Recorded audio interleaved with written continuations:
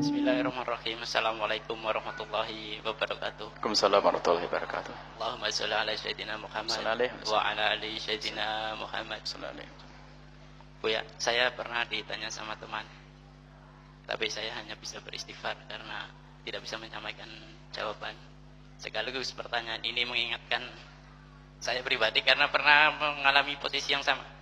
Pertanyaannya begini, bagaimana hukumnya mengambil misalnya buah-buahan yang tumbuh di dalam kebun yang rumahnya kita sewa? Betul memang, iya kebun, misalkan kebun ada buah-buahannya yang kita sewa. Kan biasanya kami sendiri belum pernah menemukan kesepakatan tentang ini. Biasanya cuma hanya harganya saja. Tiap tahun berapa, sebelum berapa, itu yang saya tanyakan, yang teman saya tanyakan. Dari pertanyaan teman saya ini nampaknya harus banyak yang diingatkan agar kami semua selamat. Itu saja. Assalamualaikum warahmatullahi wabarakatuh. Bismillahirrahmanirrahim. Yang pertama masalah sewa menyewa. Jika ada seseorang menyewa sebuah tempat, rumah dengan kebunnya, maka itu bagaimana tentang kebunnya? Bisa saja, jadi tinggal dikembalikan kepada kebiasaan di tempat tersebut.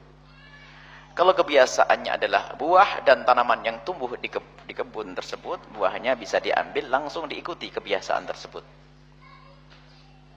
Kalau memang tidak ada kebiasaannya, atau mungkin tidak jelas kebiasaannya, maka hendaknya harus ada penjelasan yang jelas. Kita harus berani bertanya. Wong tanya saja apa sih susahnya? Dari awal bagaimana tentang bunga, tentang kalau saya nanam lombok lalu tumbuh, sayur yang saya tanam begitu tumbuh. Kalau memang belum ada kebiasaan, cuman biasanya kalau ada orang nyewa rumah dan sebagainya, ada tanah tanami lombok juga boleh dia. Masa kamu ini tanah saya kok? Enggak ada begitu. Tapi kalau memang diduga akan terjadi perselisihan, apalagi mangganya gede, bisa 6 ton, nyewanya 2 juta, ini mangga sampai 5 juta, ini bermasalah. Nah ini kan, ini harus ada. Jadi kadang itu bisa ngira-ngira lah kalau urusan sayur tumbuh. Tapi kalau ada pohon mangga yang gede, itu udah disewakan rumahnya, ini setiap tahun mangga itu bisa menghasilkan 2 juta, lah nyewanya cuma 2 juta, kan aneh. Jadi dilihat tumbuhnya itu kayak apa. Kalau memang ternyata ini banyak penghasilannya, sampaikan ini mangga itu banyak buahnya, gimana ini? Saya ambil atau tidak?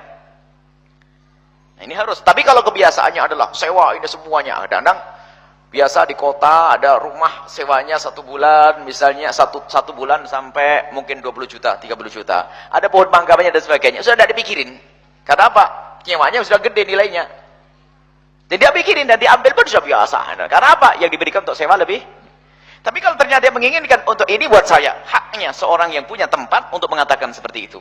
Jadi jika belum ada kebiasaan, kemudian kita masih ragu-ragu, tanyakan aja, bahasanya gimana, ada 4 kebun mangga di dalam tempat tersebut, kalau panen siapa yang yang memanen. Ini harus seperti itu. Jadi kalau orang pengen halal, harus ada penjelasan.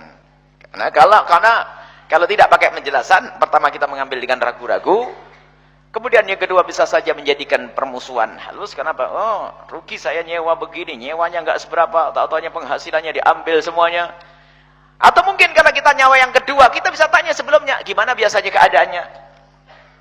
Kalau keadaannya adalah diberikan, ya sudah, kita lanjutkan. Tapi lihat, semuanya yang sekiranya membuat kita ragu-ragu, dan Anda ragu-ragu pun mesti ada sesuatu. Karena apa? Mungkin ada nilainya mangga itu. Atau pohon itu memang ada nilainya, karena ada nilainya. Maka harus kita bicara. Karena kita nyewanya nyewa rumah saja. Kemudian kalau sampai yang kita sewa boleh kita ambil semuanya, pohonnya ditebangi, itu jelas nggak masuk akal. Kita tidak tebang, wah ini pohon jati, ada 4 pohon nih jati. Mumpung saya sewa, nggak begitu. Nanti rumahnya, nanti gentengnya dijual nanti. Nggak ada. Jadi kita nyewa, kita hak pakai saja. Jika ada sesuatu yang tumbuh, maka hendaknya kita bertanya saja gimana. Kemudian minta izin, saya akan nanam sayur lah. Kalau nanam sayur lebih mudah daripada yang mangga tadi. Sayur saya yang nanam, bagaimana? Ya sudah, tanam sayur, biar tambah subur nanti. Maka seperti itu. Jadi ingat, urusan halal haram jangan ragu. Kalau ada ragu itu biasanya ada setannya sedikit. Wah, nanti tidak boleh lagi. Ya gitu. Nah, ini ada setannya, karena kita pengen ini setan. Kalau kita memang tidak butuh, kita pengen halal, tanya, boleh enggak saya ambil? Selesai.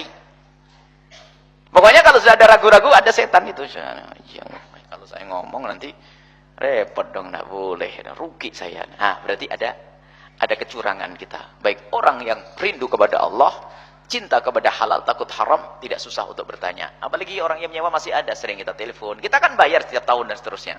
Kalau sudah dikatakan, oke, halal bersih.